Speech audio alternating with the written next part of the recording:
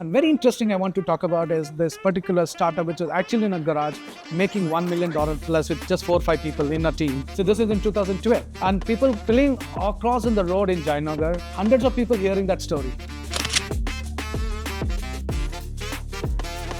Your DNA is not real estate, your DNA is community.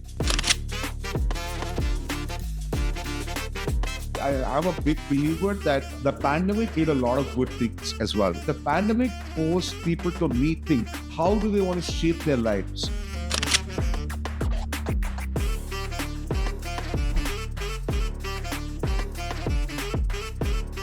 Good day, everybody. We've got a very special episode coming up. We've got Karan here, Karan Bahadur, who's the founder of Draper House in Bangalore, who's probably, I would like to refer as the great grandfather of the startup ecosystem, since we've seen that evolve in the last decade and a half. Karan, pleasure to have you here. Looking forward to this chat. Thank you, Sandeep. And so starting off, I think the way we do things here is we would want to know more about Karan, your journey, your experiences, and how has that shaped your career so far. Some glimpses on that front will be perfect. So Karan is a Bangalore boy. And in typically Kannada language, they say Manina Maga, son of the soil. Right? I use that obviously also is because my mom is born and brought up here, but my roots go back to Nepal. So I'm a Nepali, but a Manina Maga. Nice. Right? And my dad used to work for the Indian Institute of Science, lived 35 years in the campus. Another beautiful place I could kind of credit a lot of things which has come from that institute. In talking to the professors and students who are really brilliant, more than one could think of. And then it's a place for a lot of high IQ levels to be there. I had an opportunity to be there. And then I've been in the hospitality. That was in 1994, working for the Holiday and La Meridian after that. Wow. And Times of India doing public relations. Then moved out of the India continent, and Dubai is where I landed. For the whole luxury kind of retail that I used to like, that was a platform for me to get exposed. Landed in Malula. Yes. I don't know which is the last district for Kerala, right? And Pushkar did a note recently and he said, Dubai is the fastest growing city in India. I think, yeah, that's kind of resonates and bang on, yes. I happened to be there actually, working for the luxury retail for some time. This was in 99, 2003. Okay. I was there in the luxury retail, working for Cartier, Daniel, Montblanc. And that's the land of where anything is affordable if you have a deep size pocket. Sure. Right? Then in 2002-03 is when we felt there's a lot of opportunity in real estate. And that was the one kind of state in whole of Middle East, which opened for people to buy properties. The freehold was available for individuals who had money to buy. We felt there was an opportunity, and we kind of opened a real estate company with a friend of ours. Until 2008, when the the real estate bubble kind of burst. Yeah. I was back to India, and my first alma mater, I would say, is the startup exposure I really kind of faced, or was opportunity that I got to work at TIE, Bangalore chapter. 2008 to 2012 May, I worked there. And that's when I really knew what this startup word means. What does that mean? The word means resilience there for startups. How at that time people used to just say, oh, can I talk to that mentor if I have this idea? And that still that idea of not talking was there. They felt their idea was the best in the world because they were not exposed. The market was not that matured enough to be opening up yourself. Now you say, baat karne se hi baat banta hai. You can't, right? Sure. You should do that. And I was always telling, first, you're not qualified for an entrepreneur if you're not talking. You should go out, talk, open up to yourself. I don't know who is that person who could be your co-founder or the next investor. I think, and I'd gone through that era where that was the biggest hurdle or hunch for a lot of startup mindsets. And a lot of workshops, events, ending up doing 70, 80 events a year. That is a week event or TIE. That gave me a real sense of the startup ecosystem globally, because the TIE is a not-for-profit and existing in more than 60, 70 countries. And that actually gave me a clear insight of an in-depth of working with startups and exposure to that. And after TIE, we did this very interesting festival called the Startup Festival, which kind of branded itself to Construct with KT, was India's largest startup festival. The idea was to disrupt the way conferencing was done, not in your suits and boots, but more in your flip-flops and shorts, and also make it very inclusive. When I said inclusive, when you say startup versus inclusiveness, startup which kind of tilted more towards technology. We felt, what about people like designers, artists, foodpreneurs, musicians who are actually in their own capacities running their own companies with employing many people under their banner, never got an opportunity to talk about their ideas. So we gave that platform in our festival to say, let's disrupt the conference fee. Let's be in the open. Let's do a flea market. Let's talk about these musicians coming and doing their stories, talking a music band playing there, and open mic sessions, speed dating with the mentors and mentee. We also added something called the startup crawl, and knowing the whole essence of Bangalore being the pub capital then. Sure. Now I know it is a brew capital, more than 130 plus brewery. Yeah. At that time, we wanted to take startups to founders' office and startups there, welcoming people who are startups or wannabe entrepreneurs to narrate their stories. Startups could be only seen through a screen. Now you have an opportunity to step into the startup's office and hear their struggle, how the office looks, a story that needs to be told to the world. And very interesting I want to talk about is this particular startup, which was actually in a garage, making $1 million plus with just 4 or 5 people in a team. Wow. In a garage story. So this was back in 2008. Sorry. So this is in 2012. Wow. Yes. And people spilling across on the road in Jayanagar, hundreds of people hearing that story. And that's inspiration, right? That's empowering that things can be done. It's just your will and your purpose, what you want to do with your idea. These stories were thrown out in the public to people to hear them out. So that startup kind of built a brand called Construct. So we did it till 2014. We worked with TIE, we worked with Government of Karnataka in 2012. We really made some impact with creating the new experience of not conference, but festival, but it was a startup festival through this startup festival. And we did experiment with few podcasts then, 2014, when we had Harsha from Swiggy. When you just about starting out, 600 people. And we felt it so interesting. And Shashank from Practo. Then I'm talking about Ajit Karimpana from Fulenco. Talking to them at that early stage, we knew this is something cool. And we had them recordings then. But we were too early in the market for that. Sure. But the idea was to have a channel in a radio which was just focused for entrepreneurs. That was our idea. But anyway, we didn't have money and we just kind of dropped that idea. 2016, Sandeep, is when we felt Bangalore now stands the epicenter for startups. I've been using this word. It was actually. A lot of people come here for building their startups, building their ideas, getting investments. And Bangalore, I would still say, is India. Because Bangalore has everybody, every corner, north, south, east, west, from every breadth of or width of India in Bangalore. That's for a lot of startups. Is also a testing ground if I had to really work on their ideas, right? It's like testing India then versus saying I'm testing Bangalore. So it's like a United Nations. People come from all over the country, right? Yes. A lot of people come to Bangalore. So we felt when we were doing a research that they come, first thing is you need is a place where you need a shelter, right? And of course, affordability is another factor. So we thought, why don't we actually try to build a backpacking space for entrepreneurs to live and work together? While we did this research, we called up around 500 plus people, typically startups, founders. Mostly founders? And business travelers and students who are interning in startups. So when we got to hear them, and 98% plus people told, guys, you should do this. This is so interesting. And why backpacking is when the community gets together to help, to know each other, to get connected. We felt it is the ideal platform for anybody to land in Bangalore and be in this place. So 2016, May 9th is when we started our first backpacking space for entrepreneurs to live. We were out in all the media just to get a validation. We felt so proud, and it was also overwhelming, but it also came with a responsibility.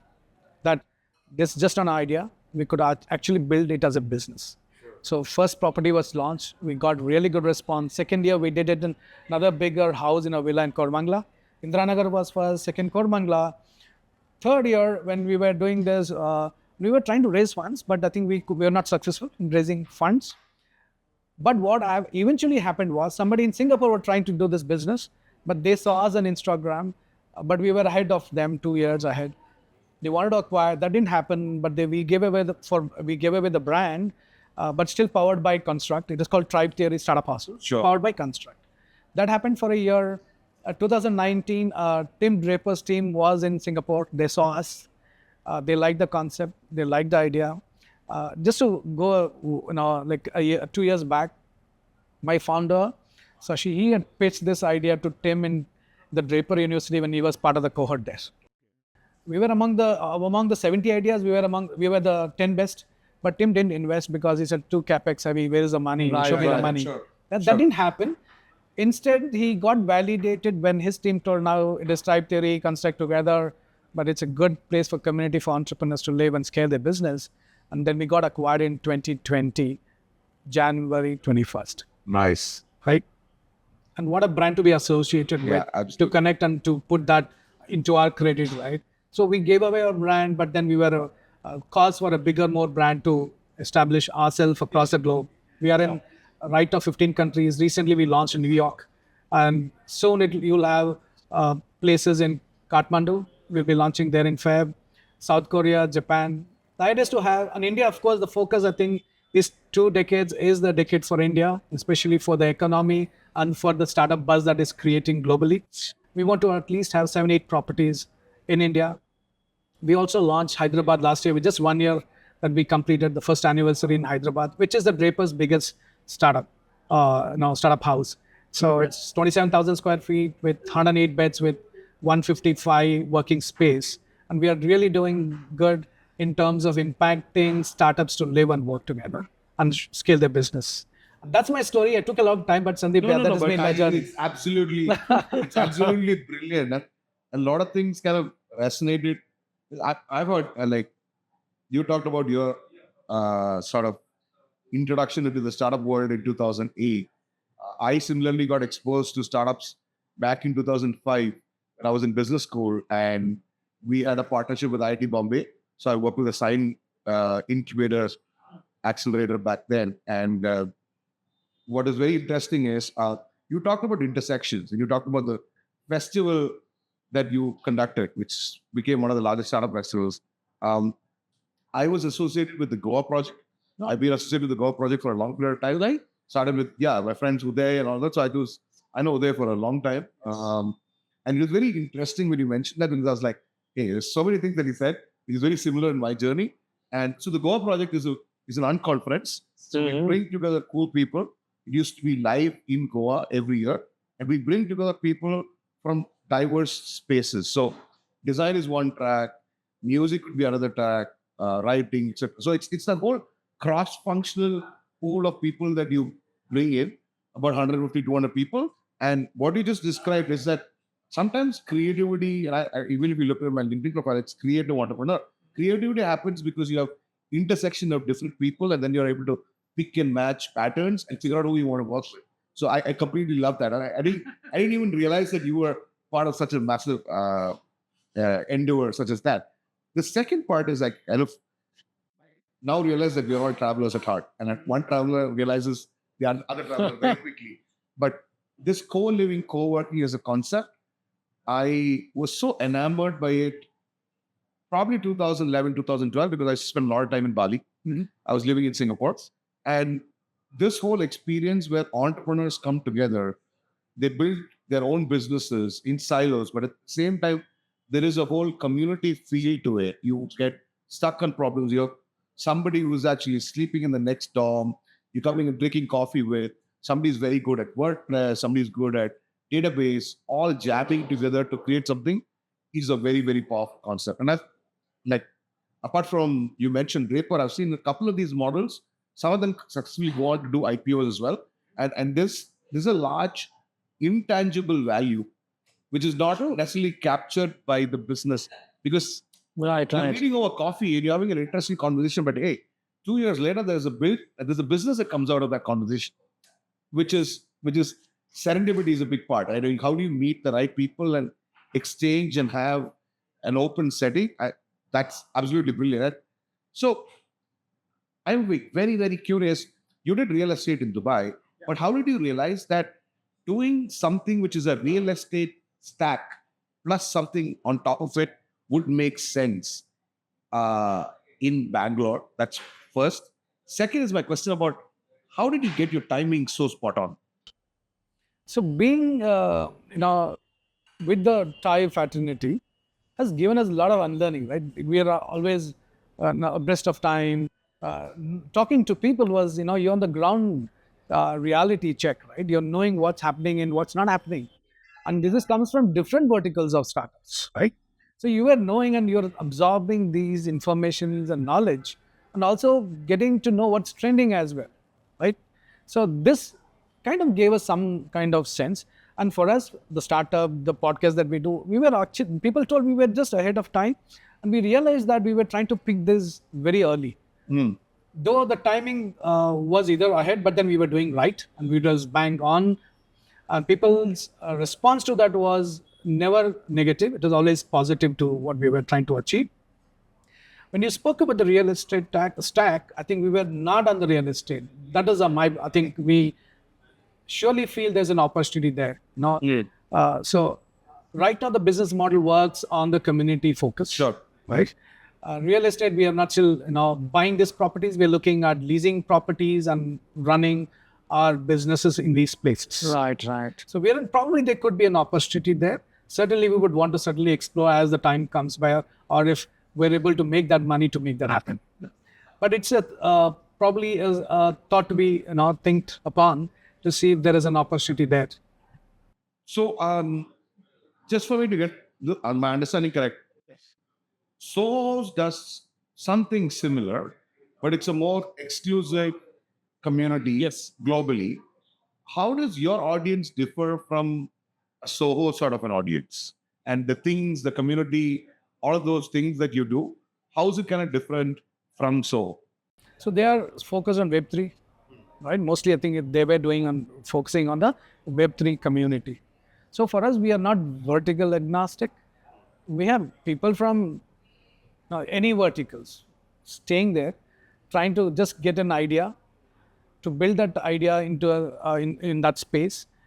At the same time, meeting other founders to get that exposure to doing what they're like. You really hit the nail when you said, I could be a founder, but trying to look for some designers, so for some interns, or some freelancers, or I'm looking at a co-founder.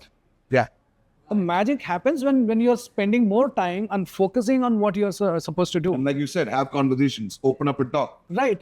Now you have more time to do all that. It's just not work. You can just get your eureka moment at 3 o'clock in the morning and just wake up from your bed, sit on a terrace and start working on it. And you'll find that very often in our spaces, when you see, and also get inspired, right? Imagine Pushkar sitting in one corner working seriously or getting his calls done. As a founder or a wannabe entrepreneur or just a person who's a freelancer or a student who's interning in a startup gets inspired by looking at these amazing guys working relentlessly, focusing on their idea. It shows how passionate they are on their idea and what they're trying to achieve. It's just not faff just to say I'm a cool founder. That's no more that, right? This is a hard truth. Burning your midnight oil and trying to achieve your dreams for others. Well said. Yeah. That can happen in these places. The magic happens in community places, I feel, only because of these, getting inspired, empowered, motivated can happen on these places.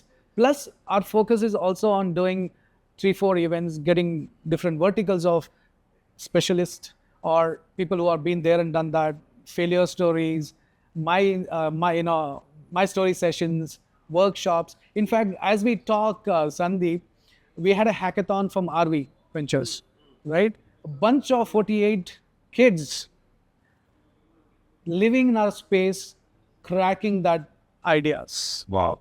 The building ideas from the scratch. What better than just living in that space, building this amazing ideas and doing a demo day to be noticed by a potential investor. So living on, see, you also mentioned, but I think they are in work vertical, but we are more than that. Sure. Right? Sure.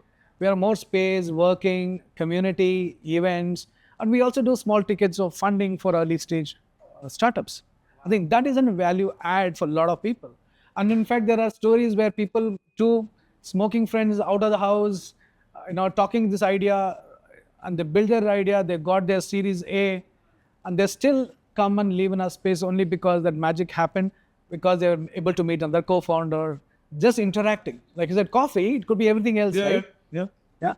Having a dinner or just doing nothing in your dorms and striking this conversation, which ultimately turned to a business which has now got a Series A funding, right? What else can you think about? Like you say, this is very unnoticed, not quantifiable, but the impact is too deep. A lot of relationships that I had in Japan were in smoking areas. Otherwise, people are very stiff and uptight and they're sitting and working. But like you said, it's those people, it's not unusual conversations, but you have conversations outside with people and suddenly that spark comes about. That, hey, this makes sense, right? Why did I not think of that? By the way, our spaces are no smoke and no drink. We smoke outside, but No, the thing, I mean, just we're not promoting that, but these things are possibilities. Sure. I mean, I would say, these are breeding places for entrepreneurs to figure out what you can do. And for an wannabe or aspiring entrepreneur, a great platform to talk to or have a conversation with a founder or that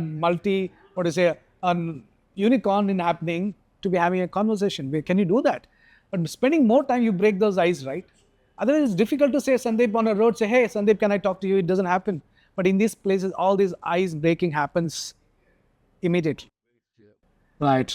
Naturally. And the community impact is where I feel we are trying to strive to make it happen for entrepreneurs.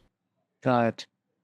I was just wondering, Karan, because you were a real estate guy before you came back to India. Hospitality?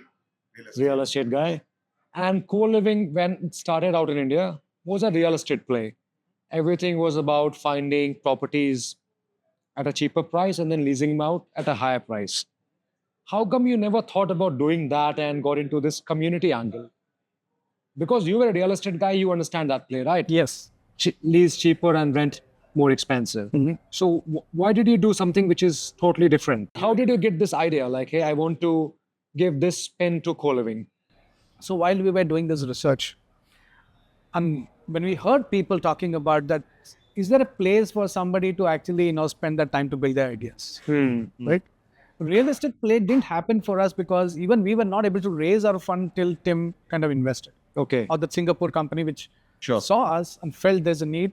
And in future, these places becomes the breeding place for entrepreneurs. I always say, technology is only getting people away from people. Yeah. But community places gets people together. And going ahead of our futures and how things are going to trend in future, I think people will crave to be in these places. And I see that when I was in the US or the Europe, that technology, you see people mostly glued into their 6-inch screens. They're not able to strike a conversation. They're not able to talk to people. They need to take those appointments much in advance.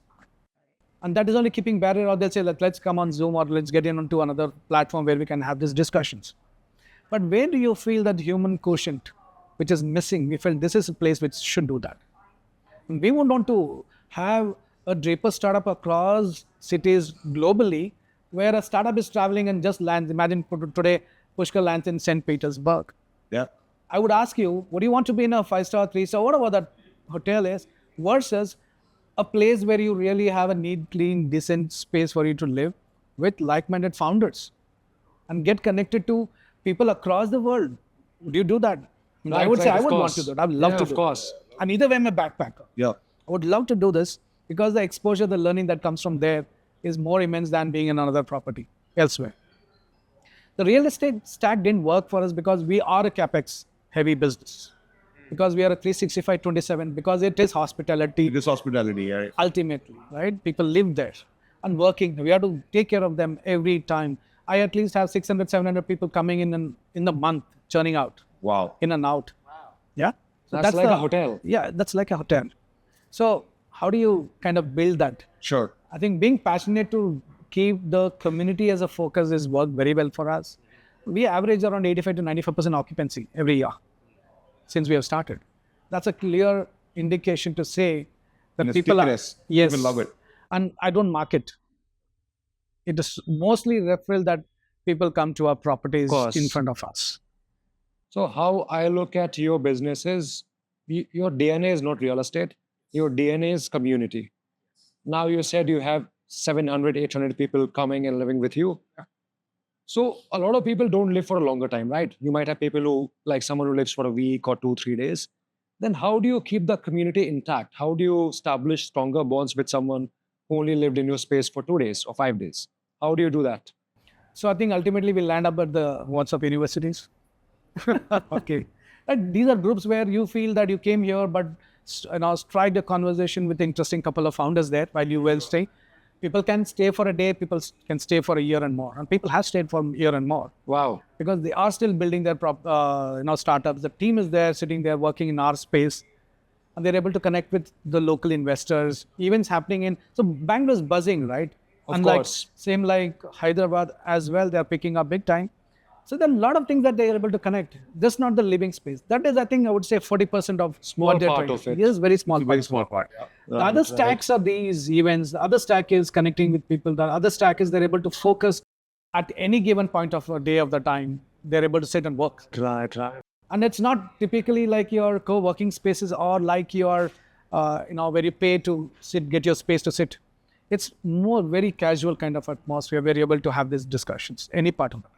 So for a young founder, what is the most exciting thing about Draper Startup House? Like someone say who's coming to Bangalore. So like you said, living is a small part Yes. of the entire experience you offer. So what are 2, 3 most exciting things like a founder who really love it or what they look forward to it? Is it like do you organize events or what else? So event is a big play for us. I think we end up doing 3 to 4 events a week. Wow. It's a lot. Yes. Yeah, that's a lot. So that's become like a well-oiled machine, right? Yes. If it has to be event and a place for somebody to go in Bangalore, I think a lot of people do mention it has to be Draper Startup House. I think we have kind of, and mostly our events are not charged. It's free for them. And people who are well-wishers who are in this panel or talking about are also coming to give it back to the startup ecosystem or to people who they feel they're contributing to. So that's one part of it. The event plays a big role for us. It's also like investment for us because most of the marketing happens there. And people are searching for us for these events. And they end up at Draper Startup House. And to answer your question, Pushkar, what would that, for the young, wannabe entrepreneurs or startups, what is that, they would seek in Draper Startup House? There are a lot of other things that we also give, like Amazon credits, other partnership services that we do, legalities, accounting, mentoring sessions. So we are in touch with these stakeholders who also have collaborations with us, which we give them as a service. Why? See, think about it. You're just paying a dorm bed at 600 rupees per day. What you're getting is much more than that. Sure. Right, of course. Events that's happening, the connect that they're able to establish, Yeah. the networking they're able to do. Completely by you because I have actually switched my travel preferences to actually not staying in really high-end hotels or really cheap dorms to kind of figuring out sort of partly business, partly these community-driven places where you can go check in, go outside, sit at the laptop, work with the other people, interesting conversations. That's actually more enlightening for me as a traveler. That's it makes a lot of sense. No, it's also picking up, Sandeep. Yeah. So when we the backpacking community is kind of getting stronger and stronger, especially, it was mostly Europe and Western countries, right? Right, Backpacking right. concept is starting there. Yeah. Think about the surfboarders who were having their own community to talk about where the next destination or the best destination for surfing. Same like musicians, same like yoga people, right? And now there are niches coming out of it. Yeah. And we felt nobody was doing for startups. And why not for startups, Sure. right? That's where the crux was. I think that's we kind of did our research to get it right, to say this is something that we need to focus. And it comes with more passion. And I also sit in the under house and mentor startups and talk to startups. What else do you want at the price of what you can give away, right? You're in the CBD of an area which is just walkable to any destination, like your food eateries, a lot of startup offices, malls. It's all walkable distances. And you're paying peanuts for your stay. But what you're getting out of it is much more, which is not, like you also mentioned, some things are not quantifiable, but very impactful. I think that experience is something which we are, and it's very warm in our place. People are lovable. And we also kind of get the right set of people. You might get wrong, but that's okay. Coming from hospitality, I'm able to handle that part of it. But mostly you get beautiful people coming and sharing their experiences, talking about their journeys and exciting about, or getting also influenced. I'm a tech guy landing up there just for the experience, and probably end of a month or so, then you say, I think I should be starting up my startup soon. Wow. Right? I mean, this impact or this influence also has happened. And there are cases where founders are founded their life partners as well, apart from co-founders. Sure. Right? What better than You have become a matchmaking company. kind of, probably 1%. But things have possibilities. Possibilities are there in these community spaces. What are the big shifts you found in founders in India and particularly in Bangalore? I mean, there's obviously the mindset shift, there's attitude towards capital, attitude towards hiring. There are a lot of criteria, right? But what are the big things that you noticed? I mean, it's a long period of time, say 16 years. Yes. But are there significant things that you've seen change in the minds of founders who are building out of India now? Yes, I think there's been corrections. I think, but there that kida in them of starting something in especially Bangalore. The saying initially in the 1999 when the first international technology park came in Whitefield, and that's when everything happened for Bangalore. From a quaint pensioners' paradise, pub capital, the music capital, the fashion capital, Bangalore was known for that. And then it became the technology hub after ITPL came in. And from then onwards, what happened to, I think this, looking at the traffic situation, right? Everything is kind of credited, and we also have to take the other way. Other part of it as Yes, well. and it comes with that. You can't avoid that at all. It has to happen. And we kind of grew like 300% in that 20 years. It's crazy. I think the infrastructure is something kind of remained and couldn't catch up with the high pace of development that happened for Bangalore. But for startups, while the saying goes, you throw a stone, you'll find a techie in the road. I would say you throw a stone in any coffee shop, you'll have a conversation of startups trying to either pitch or having a conversation or interviews happening in these coffee shops, or somebody loitering on the roads of Bangalore, but who is a startup mindset. Yeah. That shift is amazing. That shift of having startup culture in Bangalore has kind of bred many stories, right? There's a lot of stories that can be kind of spoken about how things is happening. In fact, I was talking about the same place that we're sitting here, Beehive. Shesh and Ravi, we were doing the startup festival. Yeah. 2014 is when they started in a house in Koramangala. I happened to meet them and they kind of launched the Beehive in Construct Startup Festival. Wow. And today, you look at the play, you were talking also mentioning of the real estate play. I think Shesh got that right on the real estate. See the Beehive story. Shift, I'm talking about the shift, right? How it has evolved means the opportunities were there. Yeah. Market was right. Yeah.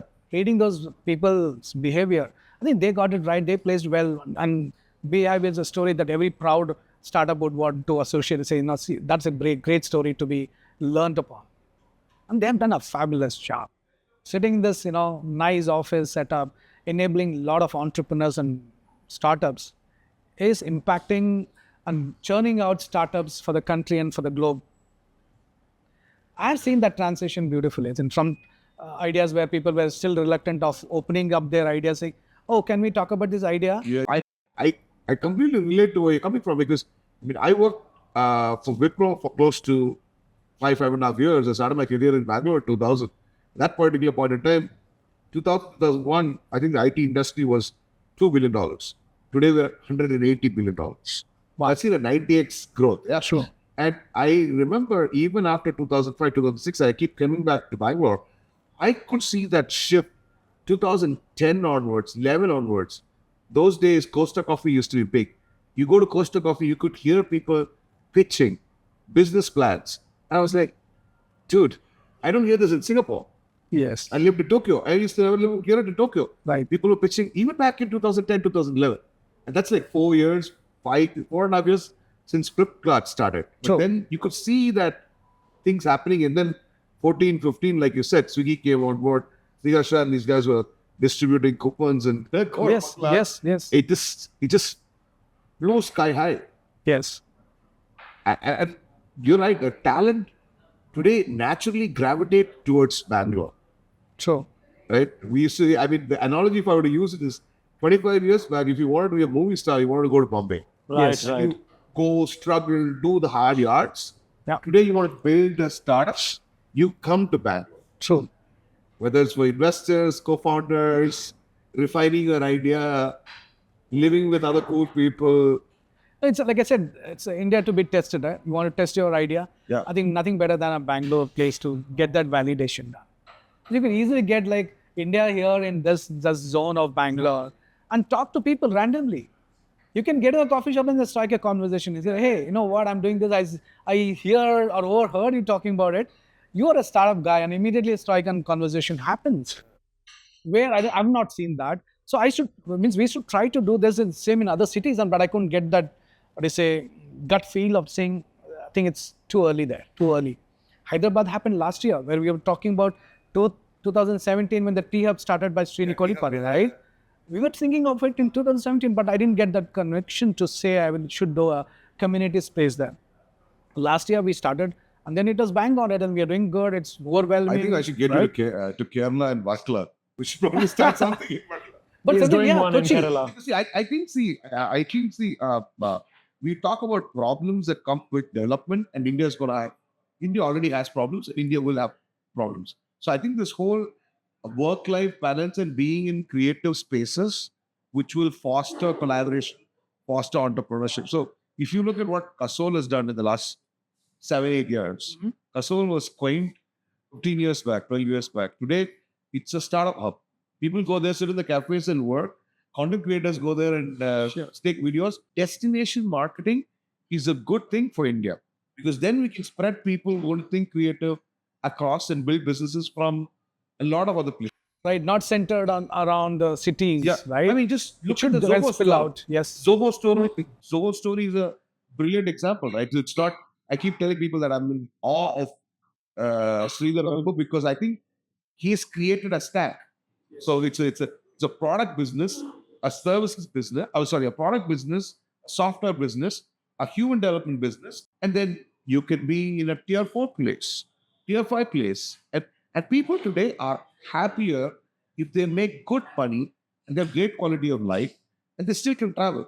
So they can travel to Bangalore, they can travel to Bombay, they can travel to Maldives. I think Right. we've got a great recipe mix. So true. When you mentioned Kasol, I can also relate. Before, I think you could find coffees and smoking and having a good time. Now, in any coffee shops in the hills, stations, you'll only find laptops. Wi-Fi, high-speed Right? Wi-Fi and laptop. You'll only find laptops. Is that a good thing or a bad thing? Means it's good for the founders that he's cutting off from this hustle bustle of the city life and focusing in a serene space, looking at the snow-capped mountains and getting your things done. He just needs internet. Right. Nothing else. And it's great for our tourism because all of a sudden, I mean, I'm a big believer that the pandemic did a lot of good things as well. Of course, there were a lot of strained relationships, all of that kind of stuff, people staying in cooked houses for periods of time. But I think revenge tourism came back in a big way, 2021, 2022. And the pandemic forced people to rethink, how do they want to shape their lives? Who do they want to work for? What do they want to build? What is their purpose? So if you look at content after 2021, a lot of these obscure places just became so popular. True. In fact, we did great in pandemic. The new property was built in 2020, right? Yeah. Jan 21st and May 23rd, the whole world was shut. Wait, so your property was online Jan 20? So we got acquired by Team Draper there. Okay, The property was built in 2019. 20, we opened the doors. Got it. But we had the other two properties in Indranagar and Kormangala. Got it. They all moved to here. Okay. When the pandemic happened, the fear of being locked in your own four walls in your houses Wow, yeah. and seeing your own faces and parents and doing nothing was kind of scary for people. And they didn't know to react. Sure. And we had a lot of people from UK, Switzerland, US living in a place. They felt this is much safer because the place we were in, They chose not to go back. yes, and our occupancy were good at that time. And they felt, what better way to meet another 30, 40 people in the house? People playing badminton on the road, cricket on the road, right? And we had a cloud kitchen just across the road, which took care of the food. And my team was there to take care of the cleanliness and well-being of the place. And internet was there. What better than, being in your four walls? So we were doing good in the pandemic. It was like a vacation for them. Yes. Yeah. And that 18 months, Sandeep and Pushkar, we didn't have issues, but we did good. Wow. Awesome. See, again, that means the shift towards community, the shift towards being in your own space to create something, I think, is thriving.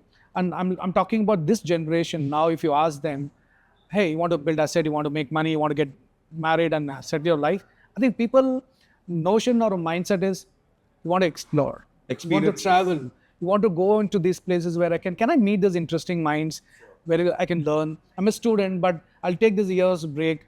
Can I just backpack, and can these destinations be for these young minds to explore their ideas, or at least work with ideas which they feel they're associated with or their passion lies with? What cities are expanding to now? And what do you look at before say, hey, I want to open a property? Let's say in Cochin. You said you want to Yes. start your next property in Cochin. Yes. Why Cochin? I think recent Huddle Kerala has done that magic for Kerala itself. The government's initiatives, programs, MOUs that they have signed, I think they've been 2 days that they've been signing MOUs with anybody and everybody, which kind of is a sign for a lot of people who are breeding in Kerala startups to say, hey, a lot of potential or a lot of grants, a lot of association, which kind of helps startups.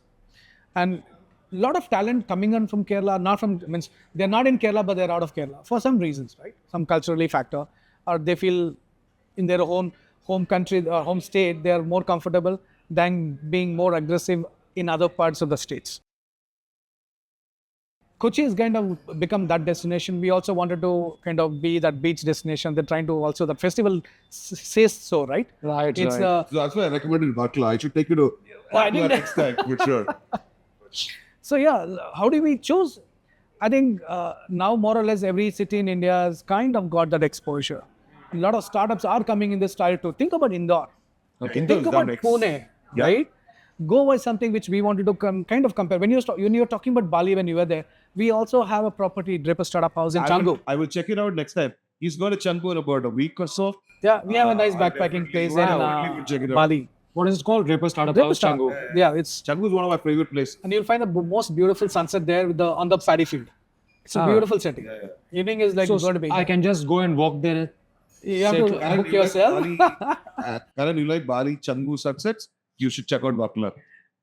I should. I think I missed this time, but I'm sure we should do sure. Akala.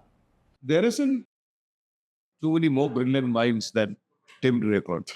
And of course, he's got a family legacy, etc., all of that. And so, what have you learned from Tim and the way he conducts himself and how he does businesses? How does he suss out deals? Is there any nuggets that you could share with us? I think you'd be I think Tim is, I think, one of those craziest minds who anybody can associate with, and you'll resonate for the fact that he's witty, fun, but has experience from 3 generations from his father himself and Adam Draper, who runs the Boost VC, right? I think you can expect anything from him, and the question that comes obviously is from vast experience and knowledge that he has. And he's been the godfather in the Silicon Valley, investing in the biggest of the names that you can talk about: Tesla, SpaceX, Baidu, Coinbase, right? And invested in companies which were not profitable, but now the flip story is that they're the unicorns or they're IPOs.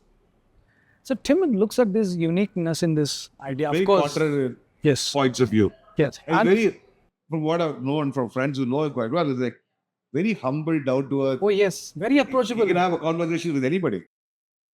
He's a teetotaler. He lives on startups. He breathes startups. And he gets, I think you can spend whole day and his energies will never go low. Probably you might just drop down, but he will stand there and talk to you. And he is one person that I feel is like the inspiration. And more than that, I think this, you ask me for nuggets, I think with the thousands of times you meet and every time you'll end up picking up one thing, say, wow, this man doesn't kind of lose his sense of wittiness, lose his sense of understanding the market sentiment and future of what is going to happen. I think he picks it up.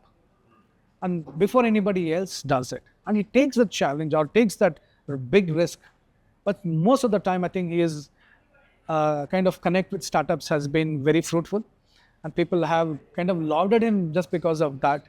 It's not scripted or it's not dramatized, right? He's a simple guy, family-run businesses, family-run investments, which invest purely from his own bank accounts. What would it be your 2-3 nuggets of advice to founders starting up today? If you were to say a couple of things to founders, I mean, not in a preachy fashion, but what you've experienced yourself, what would those be? Without purpose, I don't even think of your startup. It has to be purpose-driven first and foremost. And ask yourself, why are you doing this for? Right? And most of the people, either it could be money, it could be opportunity, it's a right market, it's a perfect market to do this idea. I think purpose adds to a longer journey and duration. A lot of the startups who have been resilient in that journey have become big, have made stories globally. I think it should be purpose driven. If that is not the case, I think I always push startups and founders not to do it. Otherwise, it doesn't happen at all. Means for me, I think the learning from the Thai days till today has been that. A lot of interesting startups comes, but they only, they don't have a purpose to it. They just come, oh, I think these people are doing that. People are using Zepto's 4-digit crore numbers. Is that the motivation? No, I don't think so. I think you have to look to yourself and ask, what was that driving factor for you to actually drive that idea to a business? I think that should be asked. And that keeps you awake. I mean, that keeps you awake at night, but Yes. it also makes you get up every day morning and say, hey, let's go. Yes. There's no time, right? You don't have time. You don't have a schedule. It can happen any moment. Probably while we are talking, I think something must have clicked in my head. Right, of course. So that mindset should be always there. And one final question, like I've been saving it for the last. You are a Bangalore boy, born and grew up here, right? Yes. I presume so. Yes. And we always talk about this Bangalore culture, startup Bangalore culture. What do you think made this culture?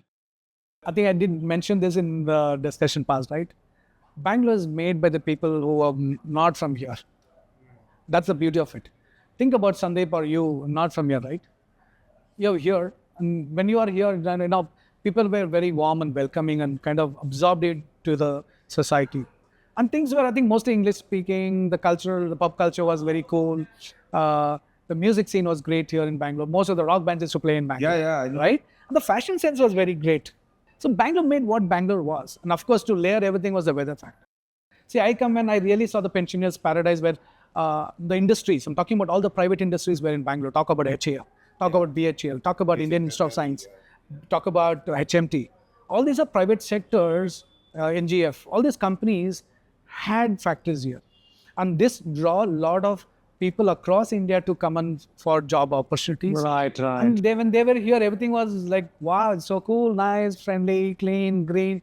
Everything was suitable for them. And nothing made them, then it became the home for them. They never moved out of Bangalore. And that resonates actually what India is in heart. So let's say Bangalore actually is India. Karan, it's been absolute pleasure talking to you. And we obviously look forward to collaborating with you and your community to do a lot of things in the future. Everybody, please like, share. Karan can be reached at Draper Startup House anytime. And to our wonderful location and space guests, you mentioned about Avida, you mentioned about space. Beehive has been so gracious in terms of giving us this location. Thank you so much.